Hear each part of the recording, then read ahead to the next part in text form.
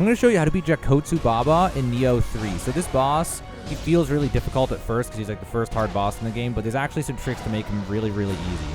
The first thing you need to know about, whether you realize this or not, there's a thing where you do backflips instead of doing dashes, and that is going to be the number one thing that gets you killed in this fight. So the way this works is that if you have your weapon out, then if you try to dash backwards, your character will backflip. And as far as I can tell, you either don't have invulnerability frames during his backflip, or you have a small one somewhere in it. I don't know. I couldn't dodge a single thing. I tried like 10 in a row, and I was like, I don't know if you can even dodge during a backflip, okay? So because of that, you basically can't disengage like you can, or you can't attempt to disengage with rolling like you could in Dark Souls or Elden Ring. And so instead, you're kind of committed when you go in, and in order to get out, the trick to getting out is you can push in the left thumbstick or whatever it is that you're on PC to dash. And once you start a dash, then you can press the button and press the roll button, and your character will dash instead of rolling towards the camera. It's like away from the boss when you're locked on. And so like you either fully disengage by sprinting and then dashing, or you just stay engaged on the enemy and only dash, left, right, or forward at an angle. So knowing that, there's some tricks you can do in order to maximize your chances here. So something you need to know, there's obviously the ice and the fire, okay? So we got the ice dragon and the fire dragon. And if you've noticed, maybe you haven't noticed yet, he actually swaps between them. He doesn't use them at the same time. There's a little bit of that, but we'll talk about that in a second. But generally, he really actually does not for like 90% of what he's doing. So the thing is, and this is my personal opinion, okay, you can learn to dodge anything. You can learn to beat him just no matter what he's doing. But if you're having trouble beating him and you just want to beat him, only engage with him like I talked about, where once you're in, unless because of the whole backflip system. Once you're in, you're in. So you only want to do that if he's in the fire form. The fire form is extremely easy to deal with compared to the ice form. The ice form is much harder mechanically to wrap your brain around the timings of all the dodges. And so you'll learn the fire ones way faster. So what you can do is, if he's using the ice one, you can just press the sprint button and just run around. And when you're sprinting, you can spam dash without using stamina most of the time. And you can just stay away for the most part. There's some opportunities where he could hit you because he kind of corners you. But overall, you'll find it pretty easy to just not get hit the vast majority of the time when just sprinting around trying to stay away from him. Because this game, unlike Elden Ring, you go so much faster. Your dashes are so much faster. It's very easy to just stay away from the boss, unlike Elden Ring. So when you go in there and he's got the fire dragon as his, weapon, basically.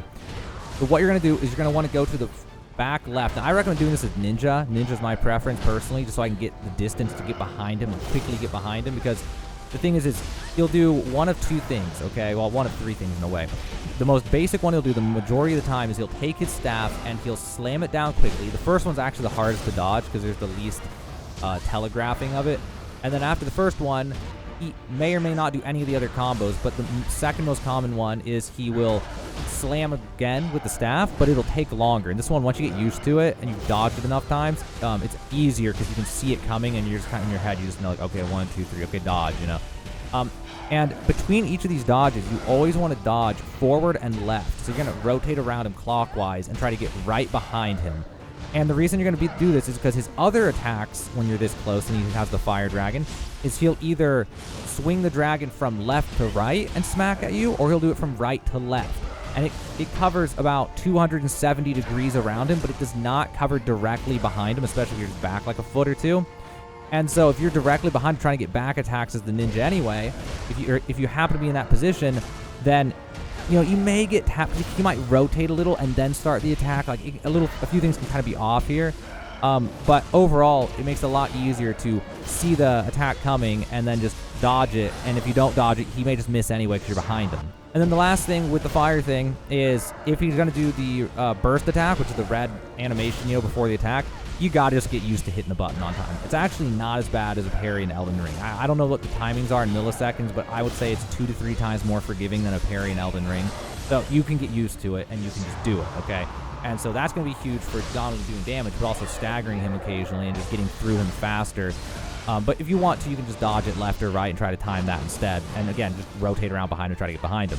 And then if he swaps to ice, just back off, run away, and just wait it out. It usually takes like a minute for him to be done, maybe 2 minutes max, and he'll go back to the fire one. Then once you do enough damage to him, he's really weird, because unlike what we're used to in games like Dark Souls and Elden Ring, if you come from that, is he doesn't have stage 2.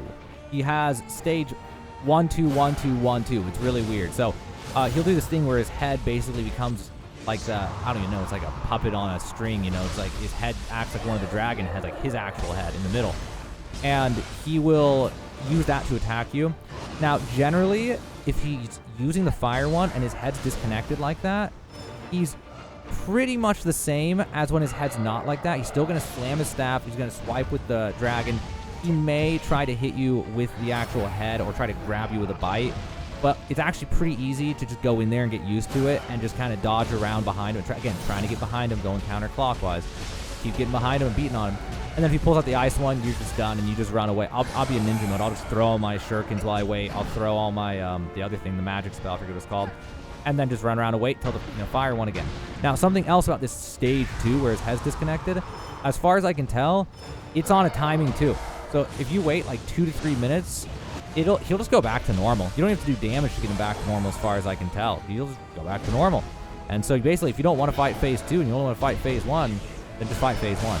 The only thing to watch out for phase 2, as long as you aren't dealing with the ice stuff, is he'll shoot his head out to grab you. If he grabs you, it does so much damage. It's pretty easy if you just keep max distance, because you just run sideways when it's coming, and it's so far away when you're max distance that you can basically just see it coming and just dodge left or right, and it just misses easily. And other than that, you're good on that, and then you just wait out for stage 1, wait for him to use fire again, and then just as soon as he's on fire, just get right up to him. Don't dodge backwards again. I want to reiterate this because I haven't mentioned it since the beginning. Don't dodge backwards. If it's in the fire, you're just like full commit, or you sprint and run to fully disengage to heal. But otherwise, you don't ever do the dodge button backwards without sprinting and just disengaging entirely. Okay, that's basically the way, as far as I can tell, that's the way the game works. And then one other tip that I have is I personally prefer just being ninja with the kusarigama. Yeah, kusarigama. Use those because they have extra range, so you can get behind him, but then be able to hit him from a little bit further back, which makes you a little bit less likely to get smacked by the red dragon when he swings it left to right. Oh, and then one other tip, I guess, that I might have mentioned or I might have forgotten to mention was when he swings at you, if you are in front of him and he's using the red dragon to smack you, you have to dodge into it. So you have to try your best to, with your eyes, look at him and be like, okay, it's coming from my left. I got to dodge left right into it. I go right into it.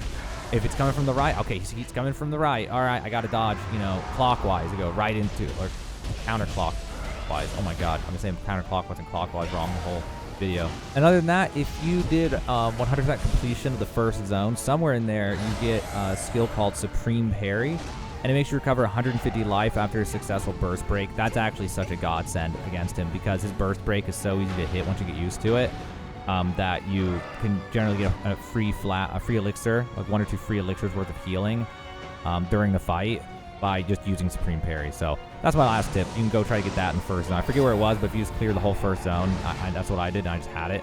So some which way you'll get it. And that's really about it, guys. Hopefully it helped you out. I just wanted to share all these tips with you so that you can beat the first real boss fight easier in Nioh 3.